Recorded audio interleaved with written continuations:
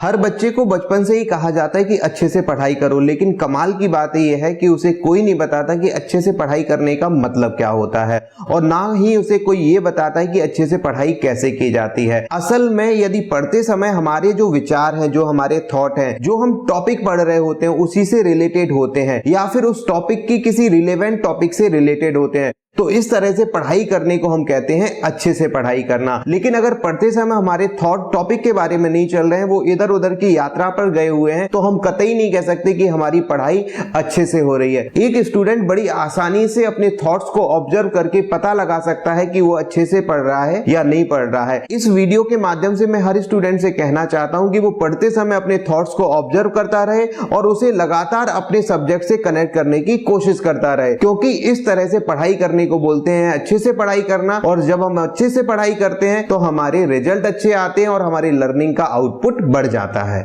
Revision दो प्रकार का होता है, एक होता है एक्टिव रिवीजन और दूसरा होता है पैसिव रिवीजन। अगर याद किया हुआ हम दोहरा रहे होते हैं और किताब को देखकर, किताब हमारे सामने होती है तब हम रिवीजन करते हैं, तो इस प्रकार के रिवीजन को कहते हैं एक्टिव रिवीजन। और अगर याद किया हुआ हम मन ही मन में दोहरा रहे होते हैं, किताब हमारे सामने नहीं होती है लेकिन रिवीजन हमारे दिमाग में चल रहा होता है, तो इस प्रकार के रिवीजन को बोलते हैं पैसिव रिवीजन। जो तैयारी करने वाले स्टूडेंट हैं उन्हें इस पैसिव रिवीजन के बारे में जरूर पता होना चाहिए, क्योंकि उनके पूरे दिन में ऐसे बहुत से काम होते हैं जब वो फिजिकली इन्वॉल्व रहते हैं लेकिन मेंटली उनके दिमाग में इधर उधर के थॉट चलते रहते हैं।